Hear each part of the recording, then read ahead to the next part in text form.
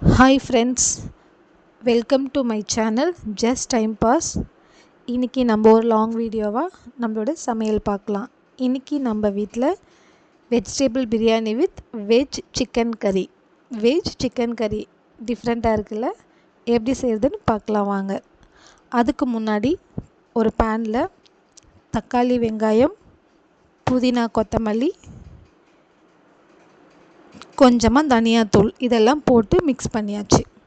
அது கூடவே கொஞ்சம் கேப்சிகம் போட்டு நல்லா மிக்ஸ் பண்ணி எடுத்துக்கோங்க. அப்புறம் கொஞ்சமாக தனியாத்தூள், கொஞ்சமாக வெறும் மிளகாத்தூள், அப்புறமா கொஞ்சம் வீட்டில் அரைச்ச கரம் மசாலா எப்படி அரைக்கணுன்றதை நெக்ஸ்ட் வீடியோவில் நான் போஸ்ட் பண்ணுறேன். அடுத்து கொஞ்சம் மஞ்சத்தூள், வீட்டில் யூஸ் பண்ணுறது எல்லாமே ஹோம்மேடு தான். நான் இதெல்லாம் எப்படி பண்ணுறதுன்றது அடுத்தடுத்த வீடியோவில் போடுறேன். அது கூடவே நம்ம வாஷ் பண்ணி எடுத்த 1/2 kg சிக்கன் எல்லாத்தையும் போட்டு நல்லா மிக்ஸ் பண்ணி எடுத்துக்கலாம். அப்புறம் அது கூட கொஞ்சம் சால்ட்டு போட்டு அதன் பிறகு கொஞ்சமாக தயிர் கொஞ்சம் சேர்த்துக்கலாம். அதில் தயிர் சேர்த்த பிறகு நல்லா கையை வச்சு நல்லா மிக்ஸ் பண்ணிக்கிட்டால் தான் அந்த கறி உள்ள நல்லா சாறு போய் இறங்கும். அதன் பிறகு கொஞ்சம் நம்ம எண்ணெய் சேர்த்துக்கலாம். நாங்கள் இங்கே செக்கில் ஆட்டின கடலை எண்ணெய் தான் யூஸ் பண்ணுவோம்.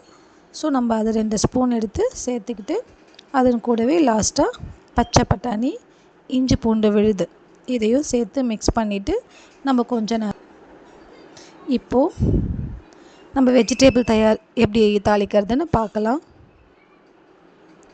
அதுக்கு பேனில் ஒரு 3 ஸ்பூன் எண்ணெய் விட்டுக்கோங்க.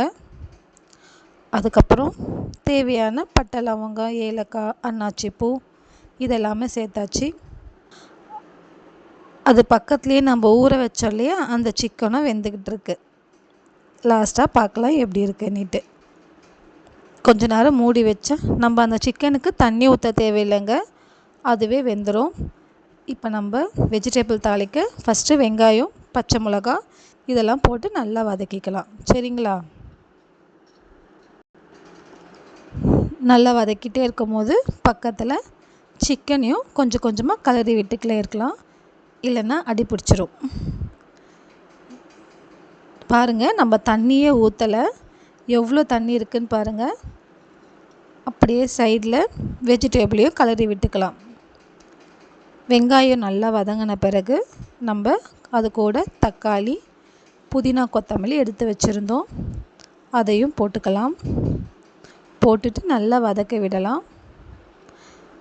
அது கூடவே நம்ம அதுக்கு முன்னாடியே கேரட், பீன்ஸ், உருளைக்கிழங்கு இதை மசாலா போட்டு ஊற வச்சுருக்கோம்.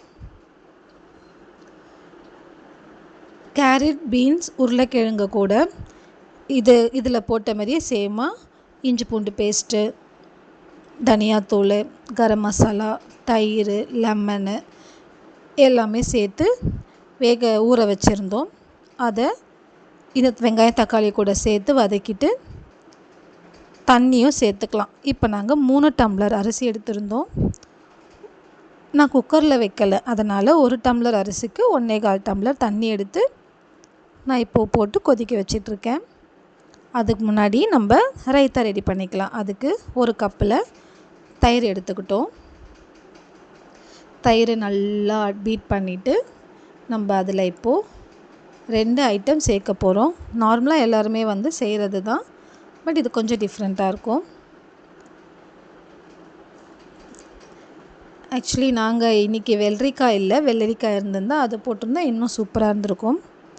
கேரட்டு, உப்பு, அதன் கூட கொஞ்சமாக பெப்பர், இதன் கூடவே கொத்தமல்லி, கொஞ்சம் சீரக பொடியும் போட்டிங்கனாலும் இன்னும் நல்லாயிருக்கும். தென் ரைத்தாக்கு முக்கியமான ஆனியன் அதையும் போட்டு நல்லா மிக்ஸ் பண்ணி ரைத்தா ரெடி பண்ணியாச்சு. வெஜிடபிளுக்கு நல்லா சைடிஷ்ஷாக ஒரு ரைத்தா ரெடி பண்ணியாச்சு. தென் நம்ம சாப்பாடு கொதிச்சிட்ருக்கு. இப்போ வாங்க நம்ம அரிசியை போட்டுடலாம். நல்லா கொதிக்கும் போது அரிசி போடணும். சைட்லேயே குட்டி பாப்பாவுக்கு கொஞ்சமாக ஒயிட் ரைஸ் வச்சாச்சு. பாப்பாவுக்கு நாங்கள் இன்னும் பிரியாணிலாம் கொடுத்து பழகலைங்க. அதனால் பாப்பாவுக்கு தனியாக ரைஸ் வச்சாச்சு. அது சிக்கன் தொக்கு போட்டு பிசைஞ்சு கொடுத்துருவோம். சாப்பாடு போட்டு நல்லா இது பண்ணிவிட்டு, ரொம்ப கலரக்கூடாதுங்க, சாப்பாடு உடஞ்சிரும். ஸோ நல்லா கொதிக்கட்டும். கொதி வந்த பிறகு சைட் பை சைட் இதுவும் கொதிக்குது. நம்ம கொஞ்சம் தண்ணி வற்றின பிறகு தம் கட்டிடலாங்க. இப்போ பாருங்கள், தம் கட்டியாச்சு. நல்லா தண்ணியும் வற்றிடுச்சு. ஒரு 10 மினிட்ஸ் தம் கட்டிட்டு நம்ம இறக்கிடலாம். சூப்பரான வெஜிடேபிள் பிரியாணி ரெடி ஆகிடுச்சு. ஃபைனலாக நம்ம கொஞ்சமாக நெய் விட்டுட்டு நம்ம தம்மை மூடி வச்சிடலாம். இது நாங்கள் வீட்டிலையே ரெடி பண்ண நெய்ங்க. வீட்லேயே பசும்பால் வாங்கி எங்கள் மதர்-இன்-லா ரெடி பண்ண தயிருங்க, நெய்யுங்க. ரொம்ப வாசனையாக இருக்கும். தென் தம் கட்டி இறக்கியாச்சு. சாப்பிடலாம் வாங்க. சாப்பாடு நல்லா கலரியாச்சு.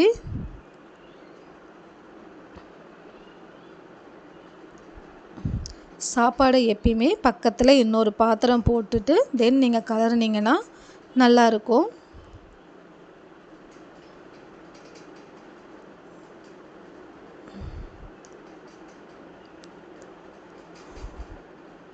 சாப்பாடு பாருங்கள், நல்லா உதிரி உதிரியாக வந்திருக்கு. நீங்களும் இதேமாரி ட்ரை பண்ணுங்கள். எப்போவுமே தனியாக